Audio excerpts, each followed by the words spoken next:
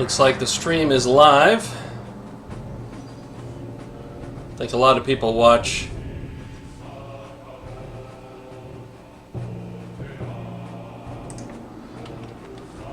in YouTube.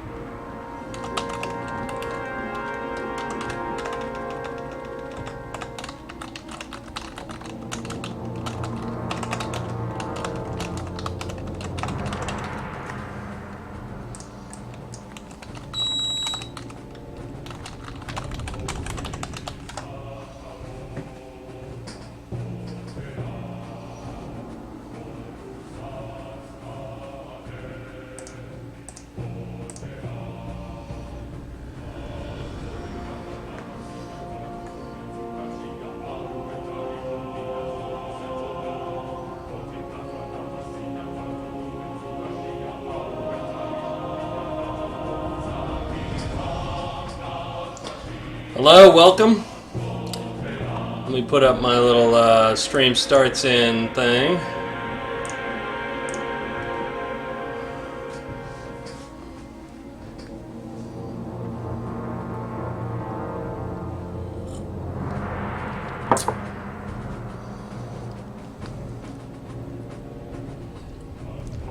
Feel free to shout out in the chat channel. Say hello. I'm going to start in a minute.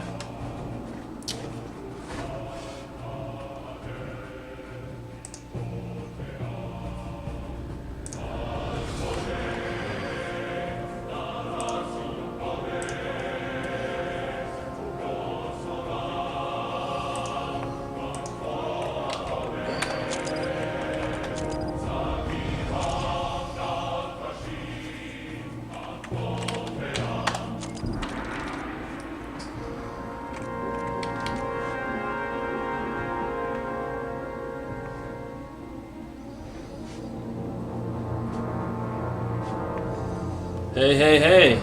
Greetings. Nice to see you all. Get started here in just a moment. Trying to stretch out my back a little bit. A little sore today.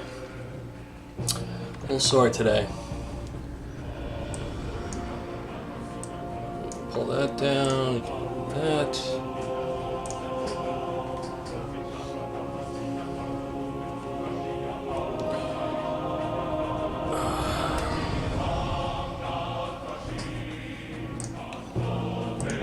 I think I'll close the... Go straight to the chat, only the chat window. I should probably keep an eye on.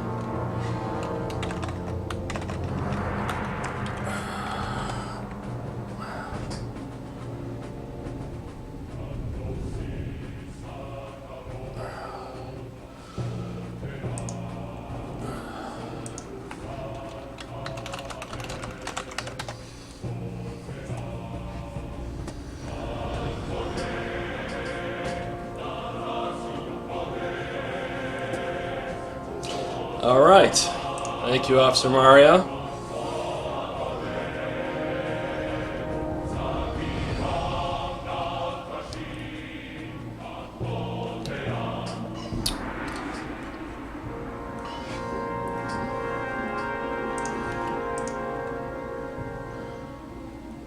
All right, the numbers are starting to climb, so I think I'm going to go ahead and get started. Thanks for joining me. If this is your first time coming into the stream, I want to introduce myself. I'm Brett Duval. I was lead programmer of this game.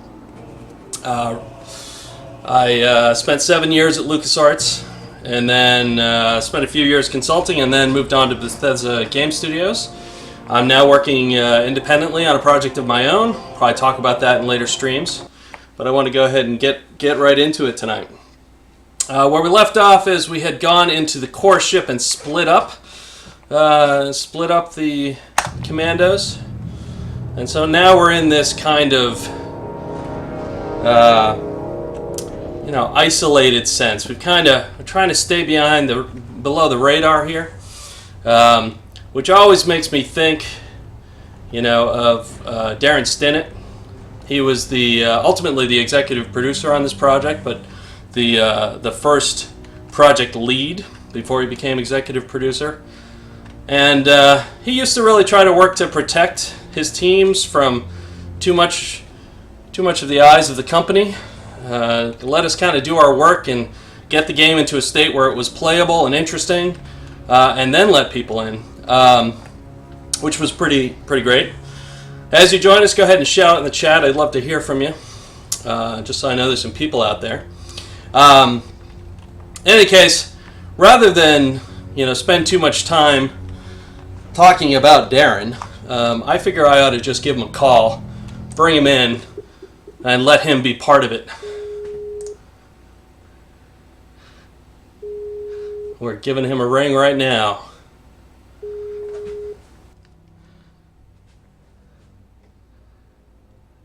Hello, Darren. Hey. Hey, how you doing? Let me give you a little introduction here. Before we get started, I want our listeners to know a little bit about Daron Stinnett. He was my first lead at LucasArts, but he goes back a little bit further. LucasArts history started off, as far as I know, Darren, you can correct me, with Dark Forces. Moved on to Outlaws. You can see him here on the cover of The Adventurer, wielding a shotgun, double-barreled, of course, with a few of his other team members. Love that photo. That's a great photo.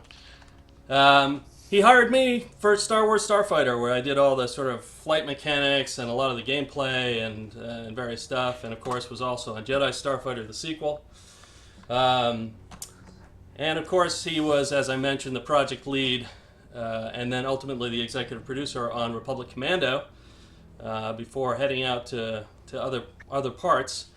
Today he launched a new game on Steam. It's in early access, called Victory Command. It's a military MOBA, and you should all check it out. We're going to talk to Darren a little bit about the early days of the project, and also, sort of his philosophy rather, as far as leading the team in those early days goes. So Darren, what can you tell us? What can you tell us about those early days in the mezzanine?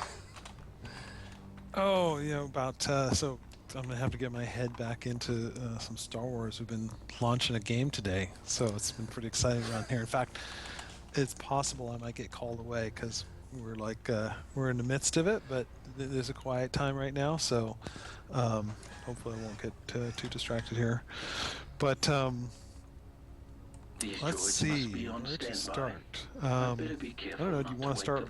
You mentioned the mezzanine. Do you want to start and go back before that and talk about where Republic Commando kind of came from? Yeah, that's a good idea. I hadn't thought about that, but yeah, I absolutely remember some afternoons and evenings playing a few games in particular that kind of motivated us.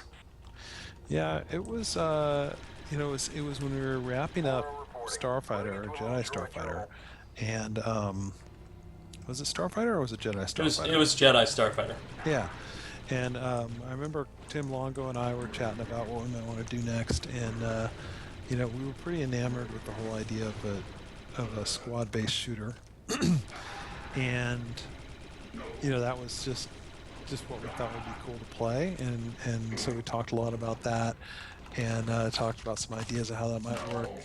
And I'd say the other thing that was big on our mind at the time was that we were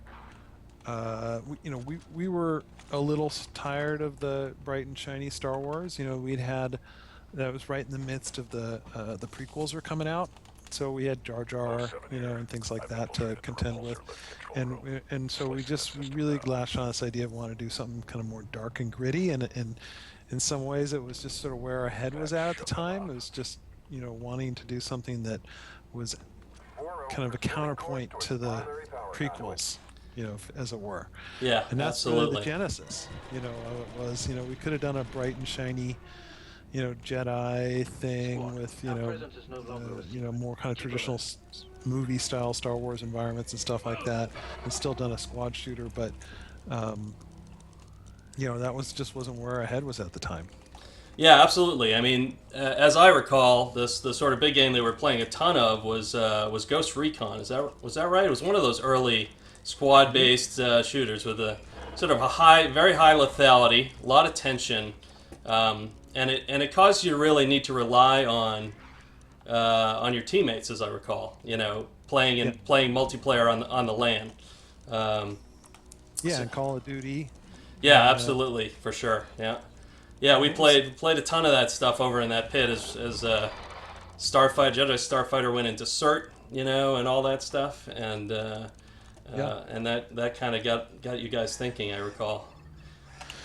Yeah, so we we got that idea kind of going and pitched it, pitched it to the company and got approved that we're good to go, and so we. I remember there was a lot of competition for space at that time. I mean, LucasArts was just developing a ton of games because we had the movies coming out, every couple of years, and so we had a lot going on, and there wasn't a lot of space, and so I managed to secure a space that was sort of outside the main building. And that was disconnected from everything. That wasn't the first time you had done that, because certainly I remember on Starfighter, although we started out kind of in the area you had done Outlaws in. I think maybe you hadn't moved your office or something. You ultimately moved us into a corner and kind of hid us away from everybody, and I remember how nice that was. Yeah, I'd forgotten about that. That was actually kind of a thing, right? It was getting out of sight, out of mind, so we could sit down and focus on our work and not have too many visitors and execs running around wanting to see what we're doing. So we could just kind of work on building something cool and show off what we're doing when we're ready to show it. Rather than being in the main traffic stream was always something that was something I wanted to do. Yeah, it was really nice. I mean, you guys being down in the mezzanine really, it meant, that you were kind of hidden away. I mean, you really actually had basically your own entrance. I wasn't on the project at that time, but people would come in through the basement, and even though you were right next to the sort of Full Throttle 2 team, we never saw you, unless for some reason somebody couldn't park behind the building and come through that way. So you're always sneaking in. What's funny is it actually makes me realize that I don't think I ever thought about this before, because I don't know, maybe I just took it for granted while I was there. But when I first moved over from Spectrum Holobyte and came to LucasArts, LucasArts was down in a sort of a series of buildings down by ILM in San Rafael, and Kerner. And so it was a bunch of the Kerner offices, and LucasArts had a building they called it A building. Now, all of LucasArts was in A building. All the game, Tim Schafer was there working on his games, and Mike Stanley was over there. All the venture games were going on there. Vince was working on Rogue Squadron over there, and they just didn't have room for me, and so they hired me and said, hey, you can go make a first-person shooter and build up a team, and they didn't have any room for me over in the A building, so I ended up starting my Dark Forces team in B building, or was it C building? One of the other buildings anyway, but I had the whole building to myself. There was nobody else in that building except for my team, and so I just kind of enjoyed that, having an exclusive space where we could be and not be interrupted, and kind of just off to do our own thing, from the very start. And I just kind of got lucky with that, I think, and maybe that just influenced me for the rest of my time at LucasArts. I was always kind of looking to recreate that vibe of, being off on our own, making something cool, kind of that garage feel. Yeah, if you're just joining me, I'm speaking with Daron Stinnett, who was the executive producer ultimately for Republic Commando, although he started off as its first project lead. He was also the guy who hired me, so for that I'm eternally grateful. You mentioned the prequels earlier, and now that you've mentioned Dark Forces, I wonder if you might comment a little bit on the difference at the company between working on the original series, and then the sort of pressures that we faced, dealing with the sequels or the prequels, I guess. Yeah, it was an interesting time. When I first came to LucasArts, there were very few Star Wars games being made. In fact, it was almost there was an anti-culture against making Star Wars games. We had X-Wing, which was made externally by Larry Holland's group, and Vince was doing Rogue Squadron, but that was You mean Rebel Assault? I'm sorry, yeah, Rebel Assault. He was making Rebel Assault, and that was a contract I think we were doing for Fujitsu. They had some CD-based PC that they were trying to build and market, and they had contracted us to build it. So that's the only reason we made that game, was to kind of satisfy that contract. It ended up becoming a huge PC hit, but it was just not the focus of the company to make Star Wars games. And so when I showed up, I said, well, I want to make Star Wars games. What else would I do if I came to LucasArts? So so I got to go do that, and what was cool about that time is it really was just a wide open field. You could, you literally could do anything you wanted with Star Wars. There was, there's nowhere, there's, pick any location or theme or style of game, and you could just go build it, and there was nothing else, very little out there that you were competing with. And that was like that for a number of years. And then when the prequels came out, there was a big push to make a bunch of different games in all the different genres to satisfy the prequels. And it's almost like, it almost felt to me like, somebody was sitting there kind of slicing and dicing. They were coming up with all the genres, all the platforms, and then all the different pieces of the film, and saying, well, we need we need a game to kind of fit in all these slots. And then, and so it kind of flipped on its head, where when I started, it was more about the teams and what they wanted to build and what their fantasies that they want to fulfill within Star Wars. And once the prequel started coming out, it became more, I would say, driven from the top down, or driven from marketing as to what games we were going to build. Yeah, I mean, it's not that some good games didn't come out of that. Certainly, Sure. Like Racer was really a terrific game. I'd like to think the Starfighter games were not too bad.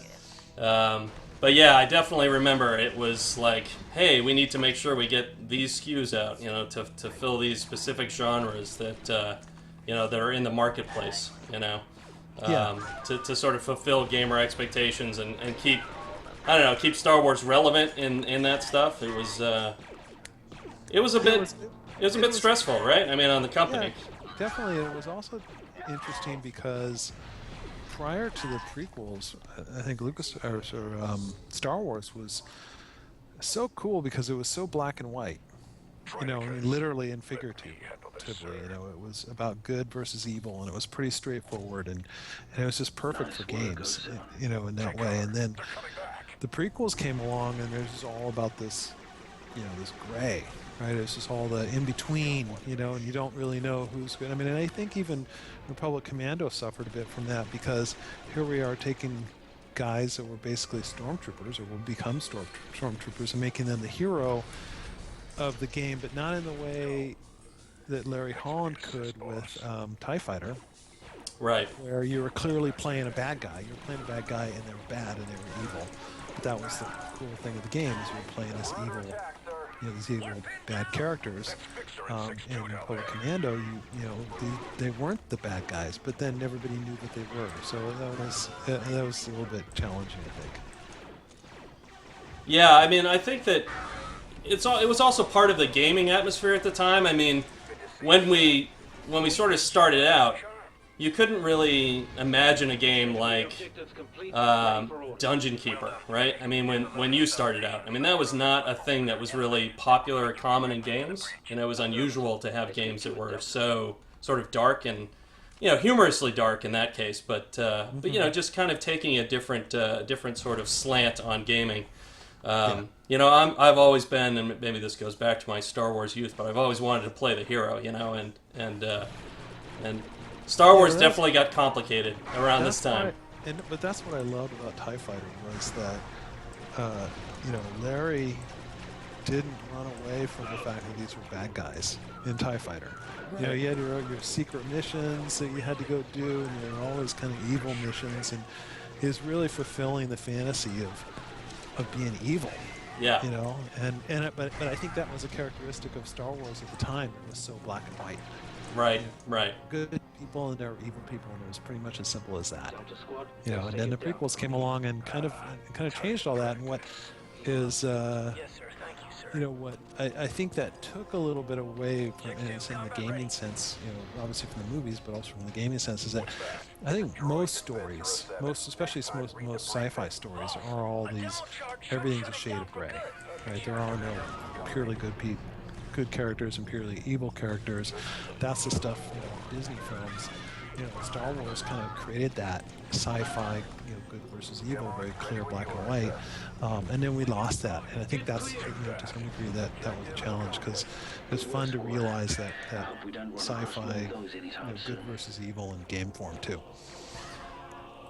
Shifting gears a little bit, one of the things I wanted to, I think it was you that we had to thank, but was it you who set up that offsite that we did? Do you remember the offsite? Would have been after E3. Mm-hmm. It would have been in June, I guess, late May, early June of 2004. We had an offsite, and I mentioned this kind of in passing in my last stream, and I wanted to return to it because I kind of lost my train of thought. When I'm playing, I sometimes get distracted. Yeah, me too. Were you, as I recall, it was you who kind of set that up for us. You had this idea that this game might be something, something a little bit better than sort of your run-of-the-mill licensed title that you might have seen from other big publishers at the time. Yeah, so jog my memory. What was the offsite? What did we do? So do you remember we went to a hotel or conference center? We took everybody, so the whole team, but not just the sort of development team, also QA and marketing. And even the sales folks who would have been selling the game, and we took them. It was somewhere down in it was like in Corte Madera. It was right on the water. It was looking out, not on the bay, but in a little kind of I don't know, some kind of inlet or something. And we had basically some sort of structured discussions about, we had team leads were kind of leading discussion about, well, what does this game need? What's this game missing? I feel like you enabled us to do that. I may be wrong about that. Maybe it was Williams, but that's what I remember. Yeah, I don't know if I remember that. It might have been when I switched roles and started doing the EP role. Right. That happened after that. Yeah, because you would have been pretty busy at that time. Well, anyway, that sounds like a Jim Ward thing. It was definitely not a Jim Ward thing. That's funny. I'm going to ask Chris. I'm going to see if I can catch up with him and see if maybe I can figure out what that was. It was definitely it was something I mentioned in the last stream that I thought was really, really helpful to us. Because before that time, one of the things that I remember one of the complaints at that offsite was, it's not Star Wars enough. And that was kind of like, oh man, we've kind of failed if it's not Star Wars enough, Right. But anyway, well, I'll definitely I'll try to keep that one in mind for the future, because there might be somebody else to ask about that. That is probably the thing I'm haziest about, because it would have been right after our big E3 push and all that. Mm-hmm. All right, one more thing about the mezzanine. This one I'm pretty sure you did have a hand in, and that was Butts to Nuts. You remember that? No. Do you remember bringing in an expert on military maneuvers? Yeah. Yes, I do. Okay. You want to tell our audience a little bit about that? Well, sure. I think that's we were making a squad game, and so we needed the team to know how to be a squad. Like, they're going to make it. Can't just imagine it or do it like they do in the movies. We need to know how it was really like to hold a weapon and be a squad, and so it turned out that a family member which of a distant family member, is trains SWAT teams.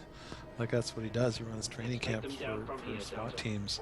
So he knew all about how to handle all the weapons and how to enter and clear rooms, and take down bad guys and stuff. And so Joe is his name. He came in, and I asked him a favor, and he came in, and we spent a day or two, I think, with Joe, and he taught everybody on the team how to basically be a member of a squad. Yeah, that's. I think there's actually a featurette about it on that unlocks through the campaign, and I remember that being like, oh man, that's like a big company thing to do. I mean, LucasArts was such a, relatively speaking, as a publisher goes, financially speaking, was a small company. I mean, certainly Lucasfilm was enormous, right? Obviously, they had all the money in the world, but LucasArts itself was kind of a small publisher, and that was kind of like, oh man, I can't believe they did that. They let us do that. Yeah, it was a big deal for LucasArts. It was, when I was making flight sims for Spectrum Holobyte, we go fly airplanes all the time. And I always wanted to make a car racing game, so I'd go drive race cars. So this is as close as I could get. That was a lot more intense than the simulations. Yeah, well, that was really something, and I encourage people who've got the game to go check that out. It's a lot of fun. You can see I am not in there. I was not even on the team yet, I don't think. But it's definitely one of those things I remember at the time being like, oh man, that is a cool thing to get to be able to do. We didn't get to ride motorcycles or anything for Full Throttle. I would have loved to have been out there on a big old hog or something. Exactly. So yeah, that was a very cool thing. That was a very cool thing. I also think of this section as kind of like maybe a little bit motivated by how LucasArts was falling a bit apart at the time. It was not the last year of development where it was a tough year at LucasArts. I remember. So here we have this core ship kind of coming down around our ears and about to get worse, and that makes me really think of that last year at LucasArts. Yeah, it was. It was a lot of transition. And I think that's always tough. It's just there's so many things going on, and so many. The company trying to figure out what its future direction was going to be. And ultimately, I guess it didn't figure it out.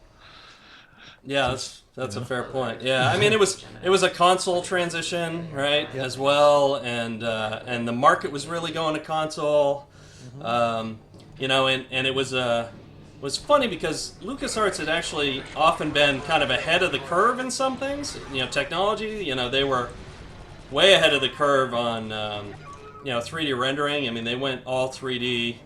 Well before a lot of the people in the industry, which was kind of a surprise. That would have been in. That would have. I think you're hitting the nail on the head with LucasArts. I mean, if you go all the way back to the early days of LucasArts, back when they were out at the ranch, they were making Ball Blazer, right, and Rescue on Fractalis. Yep. These games were just so innovative, and they were on old Atari, what was it, the Atari... like an 800 or 2600 2600. Like that, and on the Commodore 64, and they were making 3D games, the time when people were just beginning to make games on these platforms at all, and those guys were out there on the cutting edge making just really cool stuff, and then that continued, as you go into the late 80s and early 90s, and they started making storytelling games, and building up technology to do that and do a lot of things that people had never done before in that arena. And then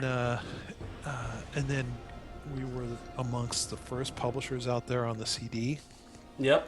When the compact disc launched, doing Rebel Assault and Dark Forces were two very early games on that platform, and I think that character of LucasArts for the first decade was making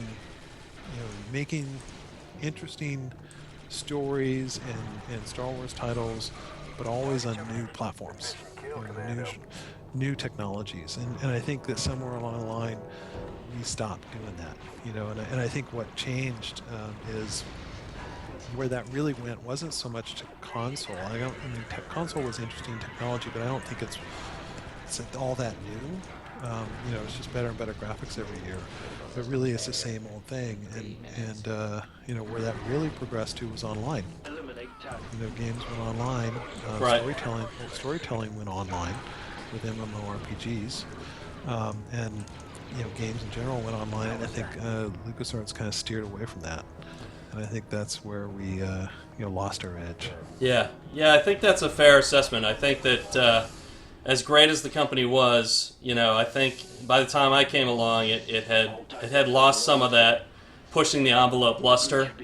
And while we still had a lot of really good technical people in the building who were very capable, doing those sorts of things, LucasArts had in Habitat, the first sort of graphical MMO thing. I mean, obviously it wasn't some 3D, World of Warcraft thing, but it was a full, it was bigger than Mud. It was, Mud, the multi-user dungeon that Bartle did.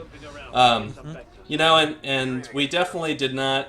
Yeah, we definitely did not maintain that. I can remember having times where you and I would talk about, I think that as much as we love Star Wars, I think that also drained some of the creativity from the company.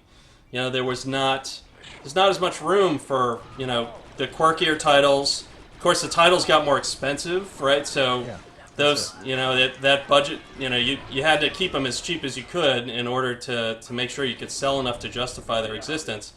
And that was a hard sell. In reality, if you want to play in the console market, you're going to build big expensive titles, and if you're building big expensive titles, it's really hard to take risks. Yeah. Because everybody needs to sign it off, and needs to get approved at all levels, and everybody has to feel comfortable that there's not going to be too much risk, and the company's going to make its money back for spending tens of millions of dollars building something.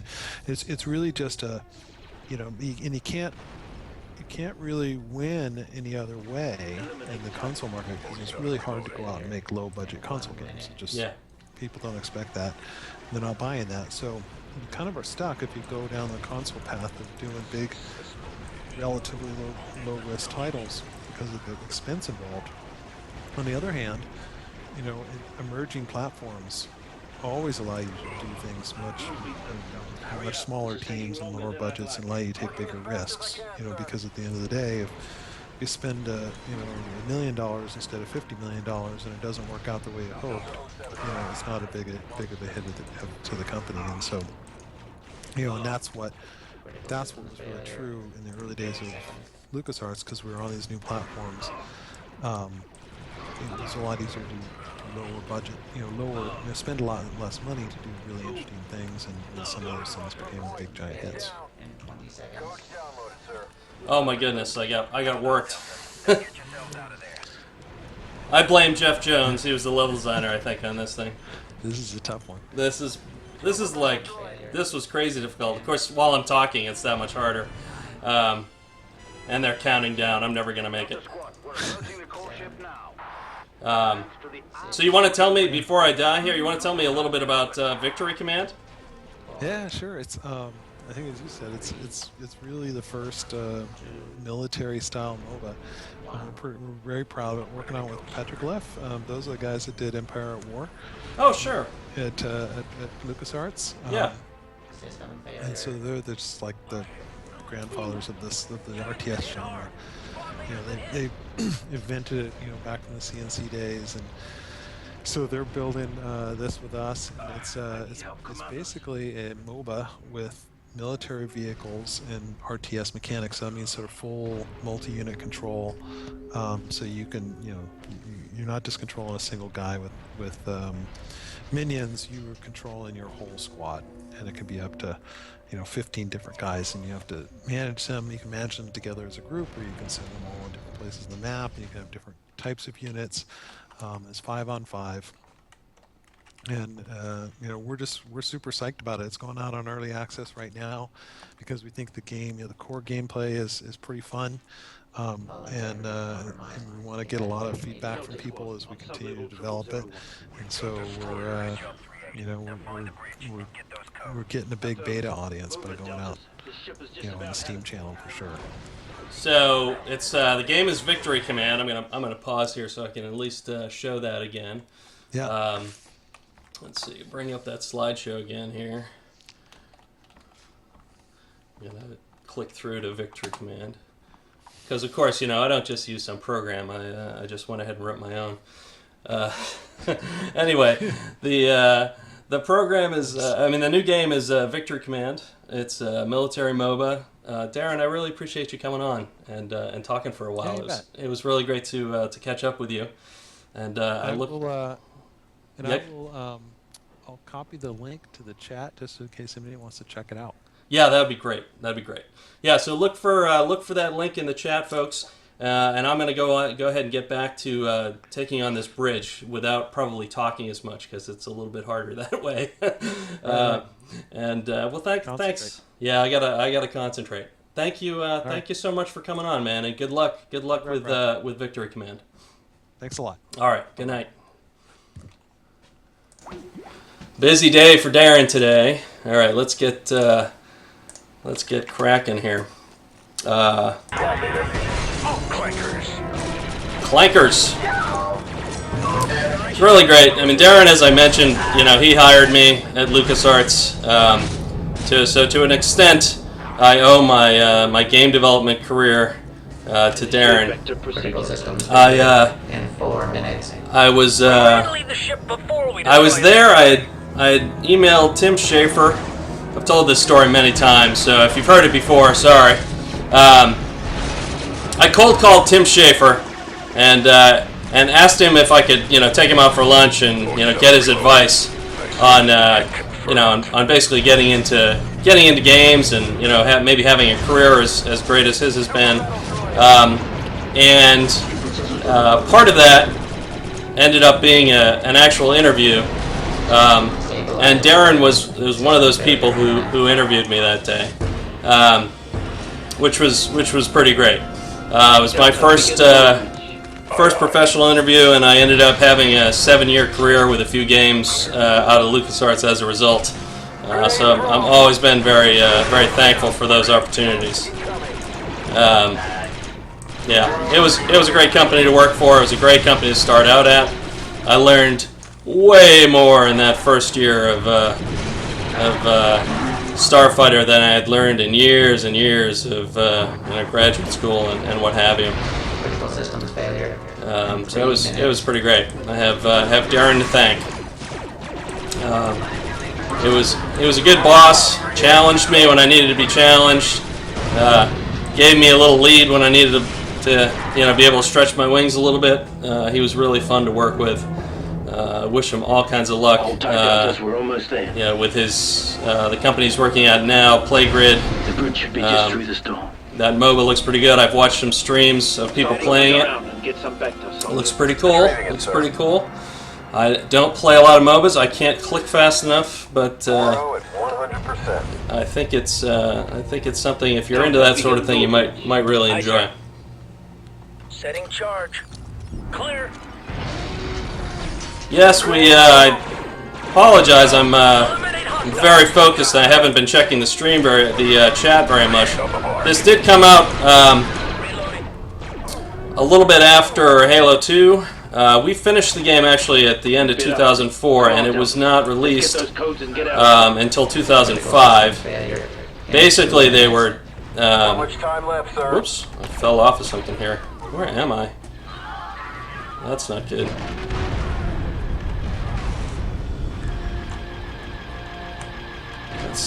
Let's get out of zoom mode here. All right, there we go. All right, I think I'm gonna back you guys up. Now, On my way, squad leader.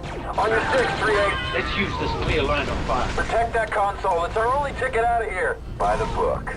Back to taking. All right, That terminal, Delta. slice it up. Got it, 38. All right, now I'll try to do this a little bit more focused. But yeah, we definitely you can see the shield recharging. you know, is definitely owes a lot to Halo for sure. You know, I'd be lying if I said it didn't. It almost certainly did. You know, that was kind of the state of the art at the time. And we definitely we were not one for not, you know, we were perfectly willing to steal, you know. No reason to reinvent the wheel, we always thought. This is a lot easier when I'm not trying to carry on a conversation with Darren. Whoops. I hit some collision there. Plus I used my squad a little bit better.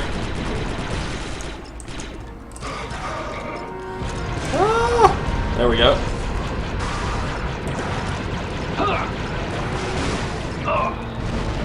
Hopefully he's going to finish up there pretty soon.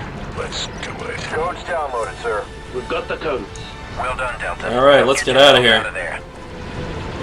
Pretty sure they pulled off their things on their own. Let's get out of here. Like I said, this really reminds me of that last year at LucasArts when it was falling apart around our ears. And it was just the team holding us together. In 20 seconds. It's good to see you, 4-2. All aboard! It'll be good to get back home to the prosecutor. And there we are, talking about the prosecutor. We're going to go off and do that next. Thank you, Death Marquis. I'm going to go ahead and look here in the chat for a minute. Since I did not know, I've not been paying attention very much to the chat. I apologize for that. Starfighter was amazing. Well, thank you. Thank you very much. Yeah, I was very proud of it. And Jedi Starfighter was actually my first lead. Eye of the Storm on Starfighter. Yeah, we really loved that one too, to be honest. So much that we built a huge part of the Jedi Starfighter campaign around it. Eye of the Storm was done, as I recall, by Jesse Moore. It was probably the lowest performing mission in that game in terms of frame rate. So I often came back to it. I don't know who Commando 00 is. Let's see. There we go. I think, yeah. How many design development choices did you get to make in SWRC, and how many features were you told to implement? Impossible to answer at this point. I actually came on and did some tools work when I started, you know, and I was leading the gameplay group, and we sort of figured that made the most sense. So a lot of the gameplay stuff that you see, I had a hand in some way or another, whether or not that was actually implementing it, or more often just kind of discussing it and setting direction with the gameplay programmers. So I'm going to head to the next section here, which is the next bit here is, of course, on the scary ship. Obvious influence here is Alien. We went as a team to see Alien, the 25th anniversary showing. There was a director's cut that came out in theaters, and the whole team went to see it. Just about everybody was there. Let's see, other notes here. The Chaikin cluster you're going to see mentioned here, if it hasn't already come up. I think maybe a reference to Howard Chaikin. He's a comic book writer. Yeah, here's Chaikin cluster. Comic book writer. Did American Flag, I think, is kind of his most well-known, most popular thing. Michael Stemley might have been who came up with that reference. And listen for Captain Martz here. Under the command of Captain Martz. The prosecutor was our first home. We were stationed there for a long The time. last patrol was the Corellia sector, defending Republic trade routes against separatist activity. Level designers would often drop in the names of other teammates, you know, especially programmers that they particularly loved into the game. On Jedi Starfighter, we had a town called Point Modi, named after Doug Modi, who was one of the level designers there. Someone thinks I'm excellent. Someone thinks I'm excellent. Delta Squad, prepare for low gravity infiltration. Seal your suits. Good luck.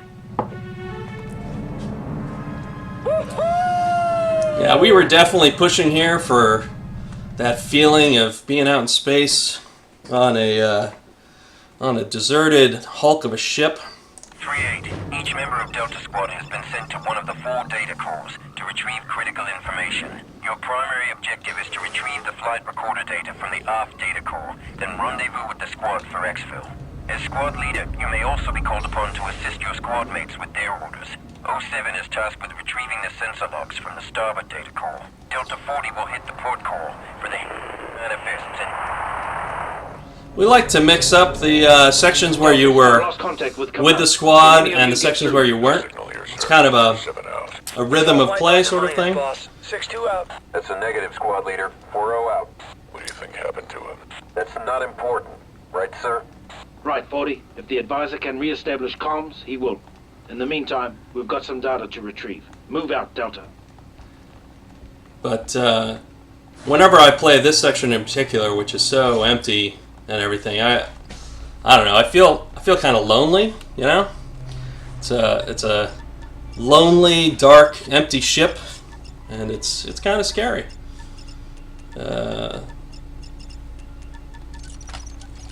Feel very alone out here.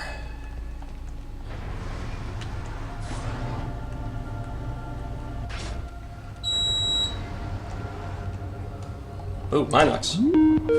Oh! Oh, I'm sorry. I'm sorry. I forgot to turn off Skype. Oh, look! Oh, wait a minute. We have another special guest tonight.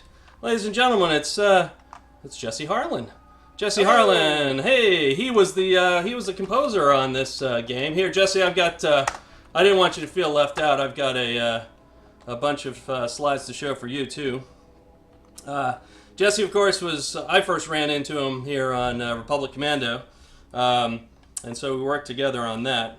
But he also was, the staff composer for a lot of Star Wars titles, or music supervisor on basically everything LucasArts did from 2004 on. Force Unleashed 2, being 2 kind of prominent ones. Also, the Old Republic. Right. Here's a few lesser-known titles. He did some stuff on Thrillville, Lucidity. He's not just about remixing John Williams, and also I guess he supervised some re-recording and such on the Secret of Monkey Island special editions. Yes, that's right, I did. Most recently, I've heard him in Counter Spy. Great vibe in that game, Jesse. It is fantastic, like kind of surf guitars and muted trumpets. Really kind of fantastic and moody.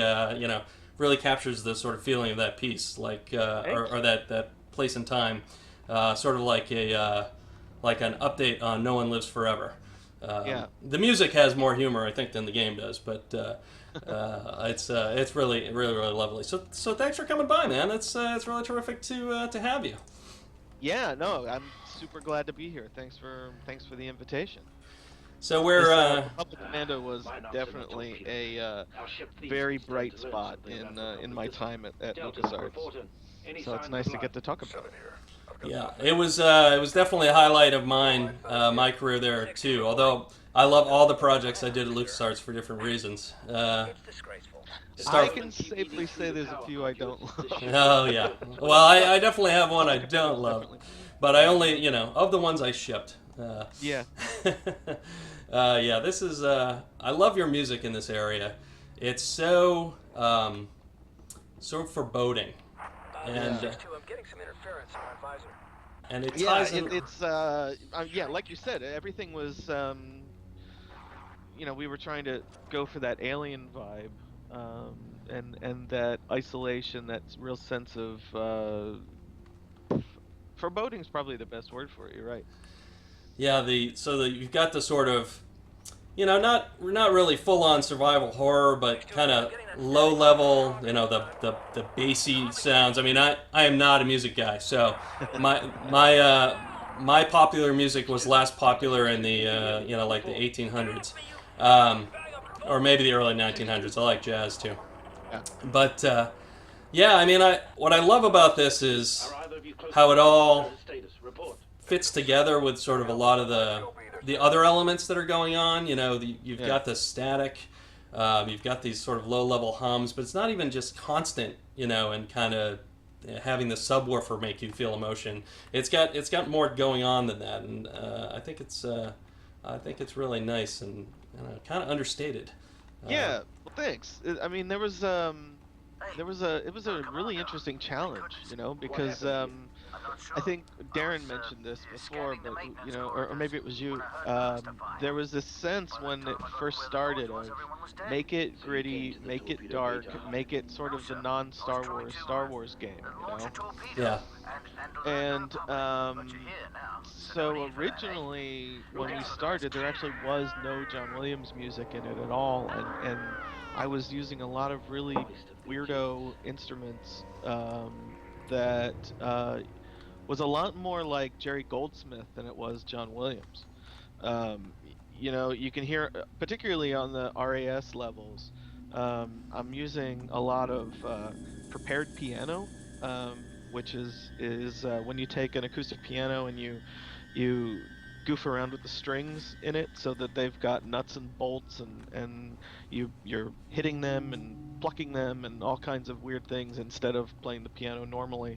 And you get a lot of weird sounds out of it that way. And so I was taking those weird sounds and then doing things like running them through delays and a bunch of different effects. A lot of production work that you just don't get typically with John Williams stuff, but we were going for a very different feel. And so there's some synthesizer work and all kinds of stuff that you don't typically associate with Star Wars score. Yeah, it's really lovely. You know, I know that one of the things that we had come up in that offsite that I mentioned on occasion was not feeling Star Warsy enough, and I think that's probably why we felt the need to put more Star Wars music in it. Yeah, that was. I remember after. I think it actually came about because there was focus testing done. Oh, really? Focus testing results. Now that is Jim Ward. Yeah, they did focus testing, and then at the end they said focus tests shows that people feel like it's cool, but they don't feel like it's Star Wars. And one of the immediate big wins that was decided was get more John Williams in there.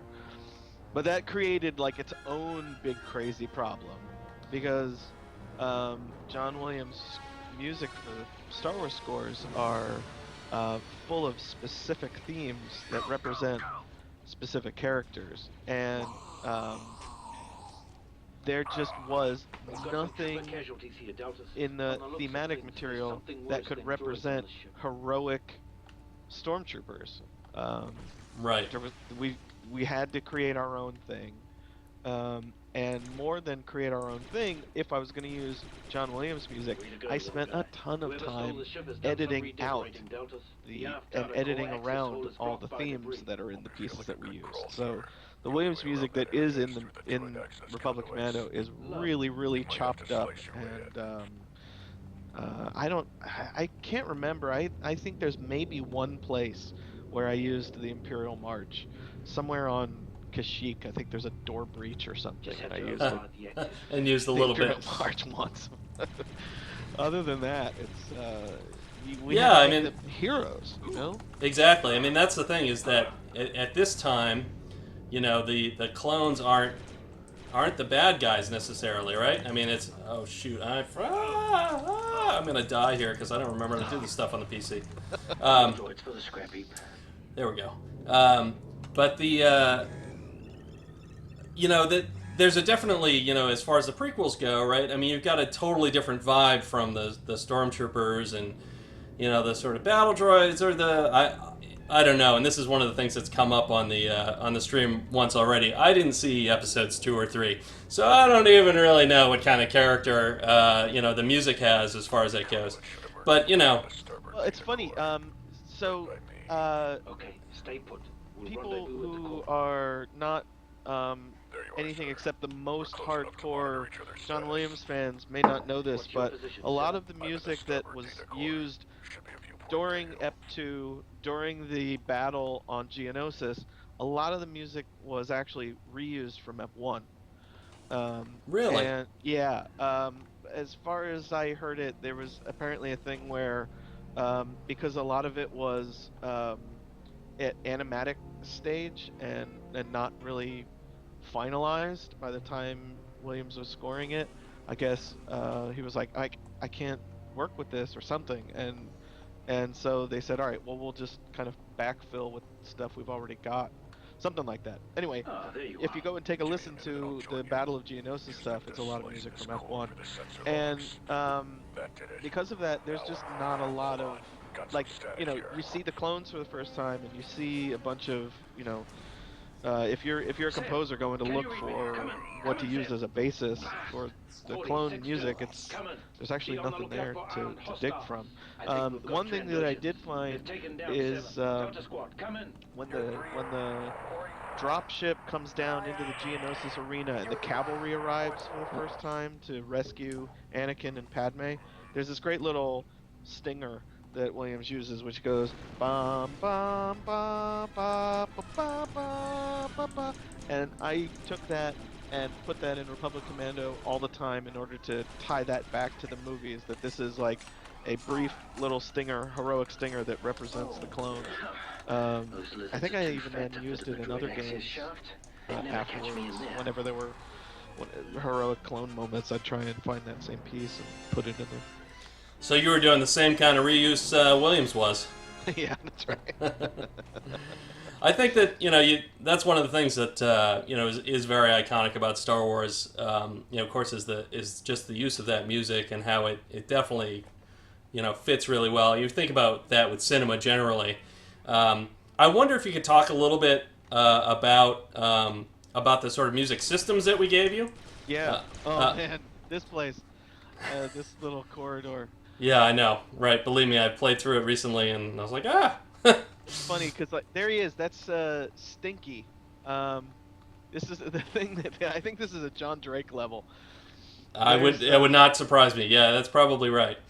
The funny thing about game development is like level designers often don't expect anybody else to be digging around in their levels except them, but audio people do the implementation work for a lot of this stuff, and so I was trying to work on how to do the music for this level, and I'm trying to trigger a particular event, and for the life of me I can't figure out where one event is coming from, and it turns out that it was because the event was called Here Comes Stinky, and it just, that name makes sense to John, but it didn't make any sense to anyone who wasn't John Drake at that moment.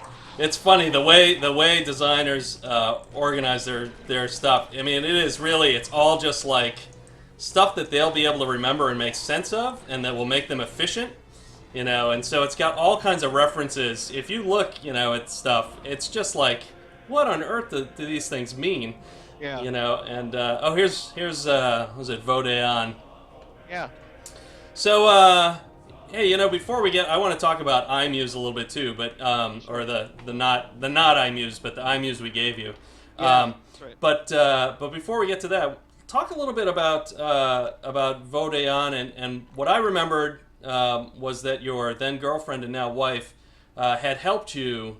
Kind of come up with the language, or at least explain to you how a language would work in coming up with Ancient Mandalorian or whatever it is. Right. Yeah, so tell us a little bit about that. Sure. So I knew that we needed to give the commandos some. We needed to give. Okay, so they're stormtroopers. That's at the beginning of the game. Our heroes are stormtroopers, and it's hard to express how difficult that was a little bit at the beginning of development for everybody to say, like, how are we going to make heroes out of these guys, because stormtroopers are iconically villains in everyone's mind right now. So one of the things that I thought I could help with was by giving them a sense of humanity by using choral music. Choral music has this great way of really feeling, giving it sort of some pathos, and it's got this like connection because it's the human voice, and in a way that brass just doesn't. So the problem is that as soon as you decide you want to do choral music in Star Wars, you have to figure out what they're going to sing, because they can't sing English. I'm not a fan of English choral music, really.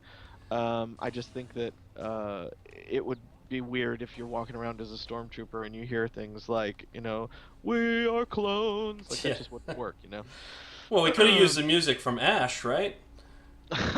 Yes, there was that too. Yeah, Yeah. we can talk about that in a minute. Yes, let's talk about that later. So Yeah, so you got to come up with something other you than gotta come up with English. something. Yeah. A lot of people use Latin, or some sort of, garbled fake version of Latin when they're scoring movies. But this isn't set on Earth. This isn't set in our universe, or well, I guess universe, but it's set in a different galaxy. So I needed to come up with something different, and so I started trying to come up with a different language, and I was just doing all kinds of stuff. And meanwhile, like you said, my girlfriend, my then girlfriend, now wife, was in college as a linguistics major at UC Santa Cruz, and so I would pick her brain and have her, when you're building a language, you got to start with things like what's the alphabet for that language, and I'd have her teach me about basic languages. Are there any words that are like universal and they're in every single language? And she would tell me, it's a pretty good bet that the word no, or the sound, sorry, not the word, but the sound no, is going to be in most kind of languages. And she would tell me, these kinds of vowel sounds, these sorts of pronunciations are really, really complex and unique, explaining to me things like a J sound is a lot more out there, I guess, when it comes to languages, than something like a K sound. So it was a lot of conversations about that, and then I'd go back into work, and I would start listening to a bunch of different languages. And I was listening to I was listening to Latin because Latin is such a choral based language, but I was also listening to things like Hungarian and Oh, interesting. yeah, and listening to, what else was I listening to? Russian, and I wanted stuff that had I wanted it to feel badass, I wanted it to feel. I didn't want something that was really like very harsh, like German. I wanted it to be fluid like Latin, but take, but it couldn't be Latin, so it had to take other forms. And so I started coming up with all these different words and different phrases, and while I was doing it, I was keeping like a dictionary of phrases and words that I was creating. But it had no name. And I remember there was this moment where I suddenly had this kind of brainstorm. It was like, oh wait, clones come from Boba and Django, and they're Mandalorian, and maybe this could be Mandalorian. Like, I'm a huge Star Wars fan, so the thought that it could even remotely be Mandalorian made me like giddy, that, oh my god, I'm like giving back to Star Wars in this awesome way that I love. So I remember going down and talking to David Collins, who was the game's audio lead, and I was like, very sheepish at the moment. I was like, hey, we got to come up with a name for this thing. Like, do you think maybe we could talk to the guys at LFL and see if we could get them to say that this is Mandalorian? Like, in fact, I didn't even say Mandalorian. I said Ancient Mandalorian, because Right. I think I was too afraid to say Mandalorian. Like, no, they'd never let us make this Mandalorian. Let's try and have it be something else.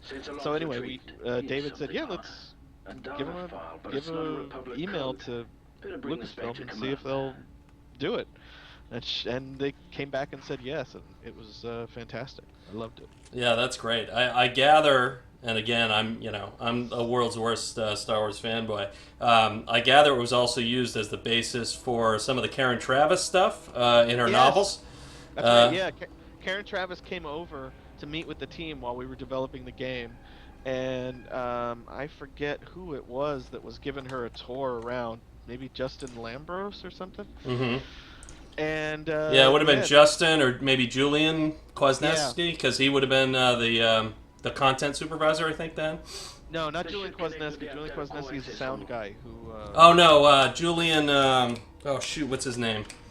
Oh yeah. I know what you mean. I can't remember his name. I'm gonna have to look that up and correct that on a later stream.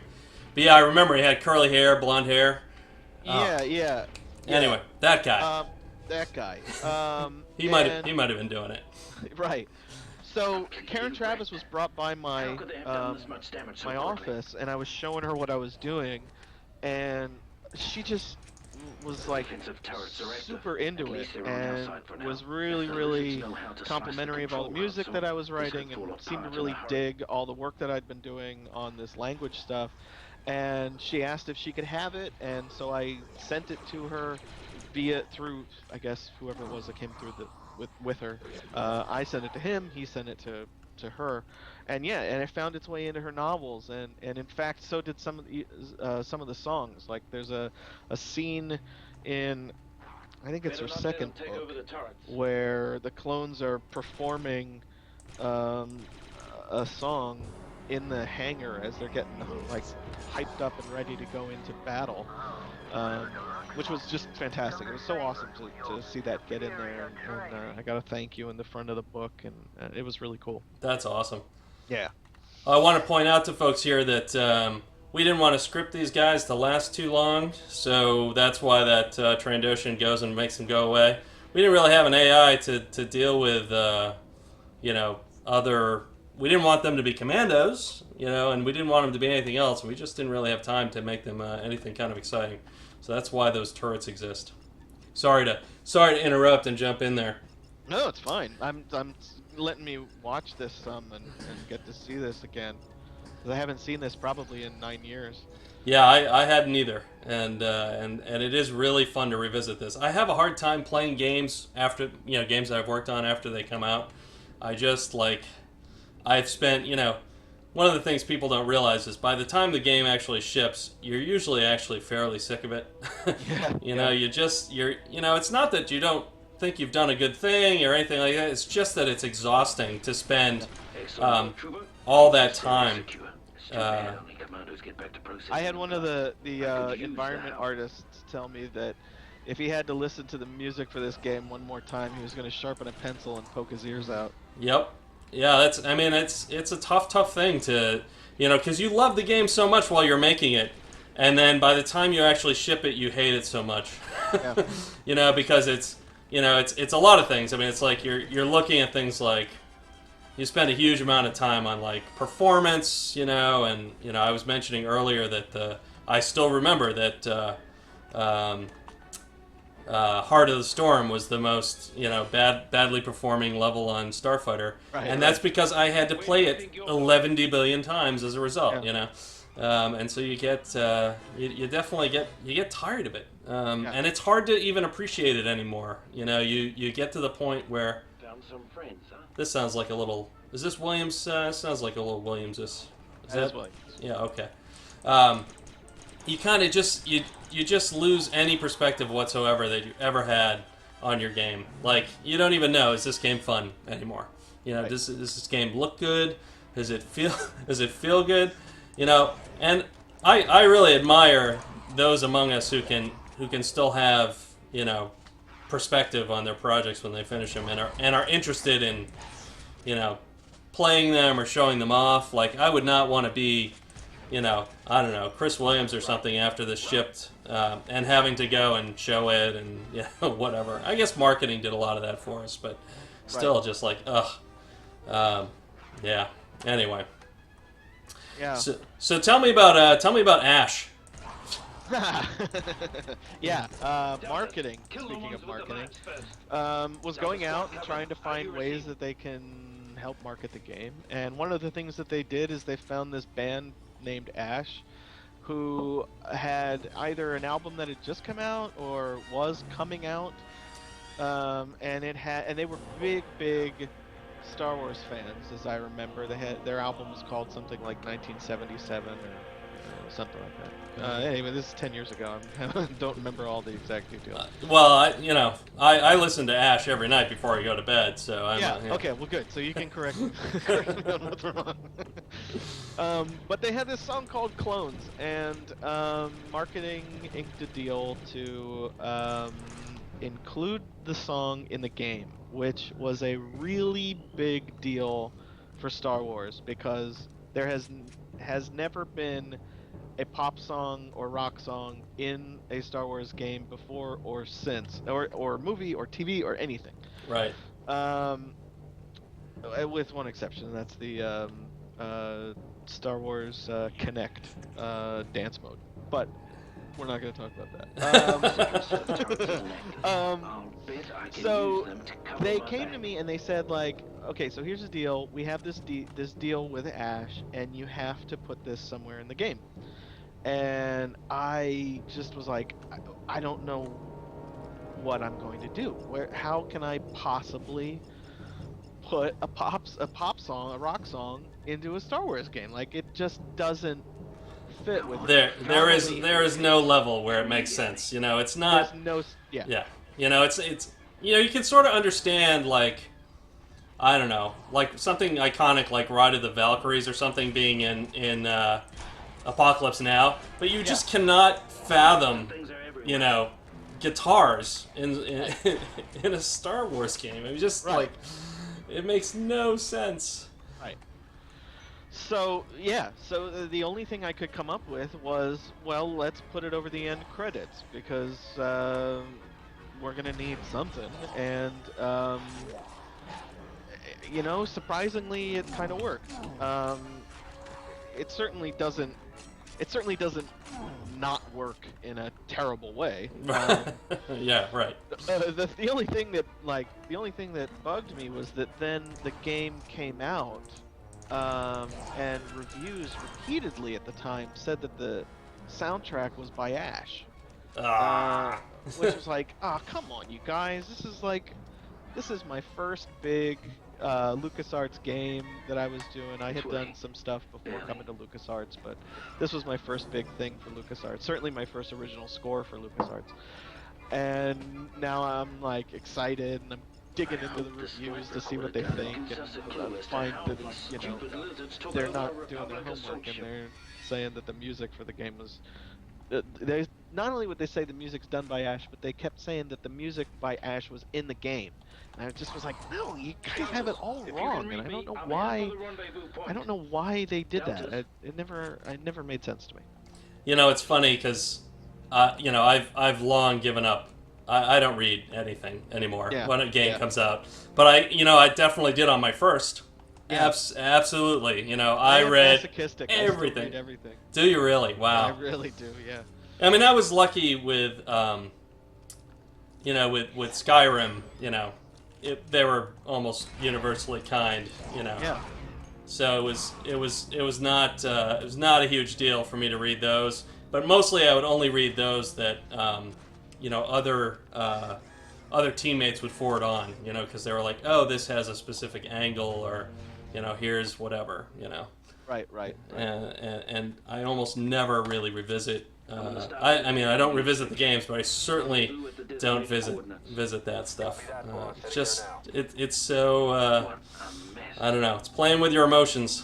It totally does. Yeah, especially if you then dig down and start reading the comment sections. Oh. Yeah. Oh man. Oh. So, I was gonna say. Oh yeah, you know what? You mentioned earlier the music system. Yes. So yeah. Let's talk a little bit about that. Absolutely. This was a phenomenal opportunity to create a really robust interactive music system, and that's what I'm all about. Like, that's why I do games and not film or TV. It's because I adore the interactivity of game music. And so I had these really grand plans for how to make a system for Republic Commando, and got this tremendous opportunity to work with the very, very gifted Michelle Hinners, who was the engineer that built this music system, and she and I would just have these long conversations over at her desk with a whiteboard there with me trying to draw pictures of music, which is like insane. But trying to draw pictures of like, here, this box here represents this piece of music, and we're going to transition to this one with this line, and sometimes these chunks overlap and all sorts of stuff. And of course, LucasArts has a long history of innovative music tech with iMuse, which was the interactive music system that Peter McConnell and Mike Land and Clint Majakian developed in the 90s. But we were using the Unreal Engine. Unreal 2, I think, is that right? That's right, yeah. Yep. Yeah, we were using Unreal 2, and Unreal 2, right out of the box, had its music system could only do one thing. You could start a piece of music and stop a piece of music, and that was it. I don't even know if it had fades or anything. So yeah, it didn't have much. I do remember, because of course Michelle worked for me, and we had a lot of conversations about like, here's what it does, not much. Yeah, and so we just spent a ton of time working on creating this really amazing system where I could trigger music based off of playlists that I would author, and those playlists could be randomized or appear in order or shuffled. Everything had its own fade controls in terms of how long something faded in and how long something faded out and what shape the fade had. And it could all be triggered off of I could sort of just set a piece of music within the level in a little document window that would pop up in the editor, or I could attach things specifically by way of volumes within the level. And so I started getting really deep into building geometry within the levels, and was like figuring out how to turn collision on and off for volumes based off of events. And later on in the RAS, there's this one level where you have to slice 3 different consoles down in the down in this corridor, and Trandoshans are jumping down from the rafters all around you and whatnot. And you have to slice all 3 of them before you can move on, but you can slice them in any particular order that you wanted. And we wanted to, the goal was make it so that the music builds with each slice dramatically. And so it was this really complex problem of trying to figure out, like, how do you get the music to build when any one of those 3 things can be done at any particular time. So there was a lot of thought that went behind the interactive music system here, and I became such a pain in the butt to all of the level designers, because I would make them sit down with me and teach me how to do stuff in the editor, because I didn't know anything about Unreal 2 when I first started the game. But by the end of it, I was pretty good at. By the end of it, you were practically a level designer. Yeah, more or less. I was able to do everything more or less. Well, I mean, no, I shouldn't say that. There's a lot of stuff I had no idea about, like figuring out how to do pathing work and all kinds of stuff. But I could do a lot. One of the things that I worked really hard at with this game is I wanted to. We had this door breach, door slice mechanic, and I wanted to make sure that musically it reacted to smart choices in gameplay. So often there's a better option of the 2. Right. In that, if you door breach, sometimes there's nobody in there, and you'll just kind of blow it up and make a lot of noise, and guys will come running from around the corner. or sometimes the room's full of people and a door breach, you'll go in and kick everybody's butt. Or you could slice and suddenly everyone's looking at you, or you slice and go in quietly and no one knows you're there. So there were often gameplay. What's the word I'm looking for? There were benefits to doing one or the other. Right. And in order to try and give you positive player feedback related to the music, you could. Be advised, Trendos are lying in wait. I set it Watch up for so that a ambushes. lot of the time, if Like the you slavers. did the one that's sort of the more tactically beneficial thing, you got heroic music that would play, whereas if you did the thing that's kind of careless or you aren't thinking through it very well, you'll get a lot of panicked music that starts playing. And so there's just a lot of thought like that going on to all of the... Yeah, I really appreciated that. You know, I think you're just one example of how much the team did those sorts of things. Yeah. You know, the team was all about, you know, thinking about their motivations behind their work.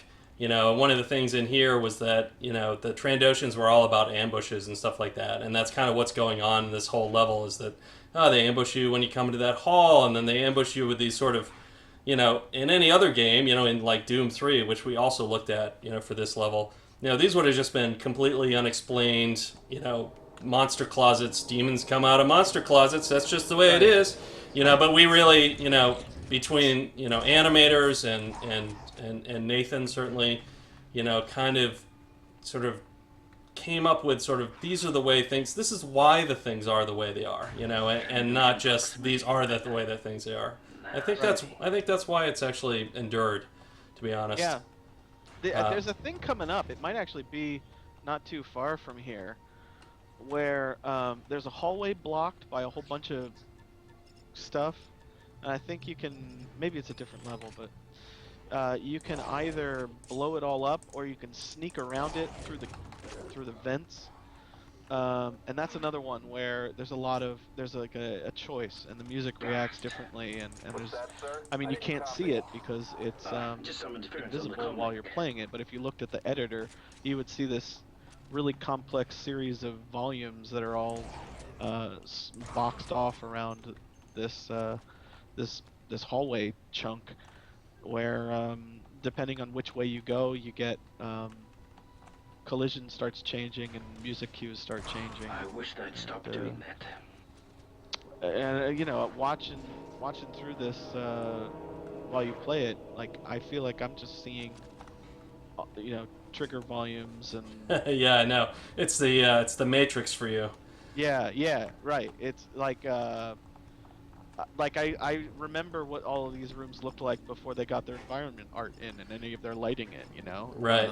Everything was super bright gray, and you know, sometimes your Trandoshans would be like just standing in the background and you knew that they were there, but you had to tell yourself, like, okay, that's going to be scary when the lights are starting to get on my next to nerves. nothing, but at the moment, you know, trust that the level designers are gonna know what they're doing, because it looks silly when in mid-development. An elegant weapon for a more civilized time, huh? Well, guess what? Times have changed. I love this Yeah, part. this is the one. Find This a way is it. past the barricade. Like, there's a way, I think, that you can blow the barricade up, and I might be wrong about that, but I Yeah, you feel can. like- You want me to go ahead and blow it up? Well, I mean, the music here is going to be really quiet and sneaky if you go this way, but Yeah. if you take it and you go blow it up, it'll be pretty bombastic. Let's go ahead and blow it up then. We like bombast. Terrible at the controls. I'm still relearning mouse and keyboard. I probably haven't played a mouse and keyboard game since this game. At least a first-person shooter. I've certainly played other stuff, but I almost never. I always played. There we go. Da da da da. Little minor key modulation there. Good work. Yep. I like it. I like it. What in death's name And I don't is remember that? which one was the good choice and which was the bad choice. I think this is maybe the bad choice. It's minor. Oh, there's the introduction of The brute. Yep. He's gonna work me so hard. Ah. I think we just All right. Delta Squad. I think I'm gonna call it there. I've been at it about an hour and 20 minutes, Right. and I'm starting to get a little bit tired. Heavy. The heavy. Very- Yeah, he is tough. Well, Jesse, Yes, thanks man. so much for coming on, man. My pleasure. This was a lot of fun. It is so good to hear from you. Yeah. I'm gonna go and hit a few questions here in the chat. Let me see if there's any. Let's see if there's any. Anybody have any questions for Jesse? Darren had to run, so I didn't keep him around. But I'm sure Jesse has a couple minutes at least. Yeah, I've got a couple minutes if there's any questions, for sure. Somebody asked if I talked about Tamura Morrison yet. Yeah, so in the first stream I said something like his performance was a little flat. What I meant was when all the clones were one voice, the performance didn't really work. And I mean, at the same time, the lines were also very flat. So He didn't voice all of them. right, but we had like sound-alikes or something Yeah, like we had that. sound-alike guys. Yeah, Yeah. right. I mean, Yeah. because we knew that one voice wouldn't work. Right. And that wouldn't be readable at all. We were like, oh, we'll one get. of which, by the way, one of the sound-alikes was I think we recast 2 of the 3 clones. Like Tamar Morrison stayed for sure, obviously. Right. And then the guy who played Fixer also stayed from our original casting. And that makes And- sense because he's sort of the most kind of straight ahead. Yeah, and coincidentally, his name is Andrew Chaikin, and I wonder. Oh, if that is... maybe that's where it came from. Yeah, Okay, yeah, that's right. possible. Yeah, that's possible. I had forgotten that. I didn't look that up. I remembered personally Howard Chaikin, but yeah, that totally makes sense that he might be why we're here. It could be either one, but that's a funny thing. Yeah, because Andrew Chaikin is like a famous beatboxer. Really? Yeah, and if I remember correctly, there were at least a couple people on the team who were fans of his beatboxing work. Wow. You're telling me stuff again I didn't even know. That's amazing. Yeah. That's amazing. Somebody just asked, what's the instrumentation in Republic Commando? Which is kind of a fun question, if you don't mind me taking a No, little... Joe, please go ahead. I'm just kind of noodling around at this point. Okay, so Death's name is that. what was fun about that question is that the instrumentation had to change. I made it very distinctly different. What the instrumentation is different when you're on Geonosis versus when you're on the RAS versus when you're on Kashyyyk. And each time there was a lot of really bizarre instrument choices that again aren't things you'd typically find in a John Williams score. So once you get to Kashyyyk, the music score includes things like taiko drums and didgeridoo. And while you're on Geonosis, one of the things that I did was we had a lot of fun trying to come up with some really unusual sounds. I don't know if you remember, Brett, there was one of the early levels that didn't quite make it into the game. I think it was originally supposed to be like a Geonosian church or cathedral. Huh, And yeah, I so- do vaguely remember something about that. Yeah. David Collins, who's the audio lead, David and I were trying to figure out what would Geonosian church music sound like. And so one of the things that I tried at the time was I took a guitar talk box, the kind of thing that Frampton used on Frampton Comes Alive. That album totally changed my life. Good, I'm glad. That's a quote from Reality Bites. I always whenever anybody says Peter Frampton Comes Alive, I say that album totally changed my life. Well, we took the concept, like the talk box is just a speaker with a hose that goes up to your mouth, and then the sound gets piped into your mouth, Right. and it resonates within your mouth. Yeah, it's like, as a that's resonating- all right. Yeah, and then back out into a microphone. So we were doing things like trying to run the sound of buzzing bees and like whale calls and weird things like that through the speaker and into my mouth and into a microphone, and it sounded really weird. And it didn't end up being something that was very musical. But I think David ended up using some of it for some of the creature design, especially the little like hatchling Geonosians. Oh, cool. I'll have to. I'm gonna probably go back and do and look at some of the earlier levels again with some other guests that may come join us in the future. So I'll definitely keep a listen out for that. Nice. Yeah, and then there was another sound that I got that I've never heard anybody use anywhere else, and I want to dust it off and use it in another game score somewhere because it's a cool sound. When I was recording the choir, I had all of the guys in the choir clack their teeth together all at once. It was this really weird, staggered sort of sound. I don't know if that's coming over on my microphone. I can hear it a little bit. Yeah. Well, when you get 12 guys in a room doing that, all staggered and not rhythmically in sync together, it is a really weird sound, and I incorporated it into the music a lot on Geonosis. So I was having a lot of fun with instrumentation like that. There was just a lot, and like I mentioned earlier, the prepared piano and synthesizers and stuff were sounds that I used on the RAS level that isn't something that, again, is typical for Star. I mean, John Williams uses synthesizers in the Star Wars scores, but not quite to the extent that I was doing it on the RAS.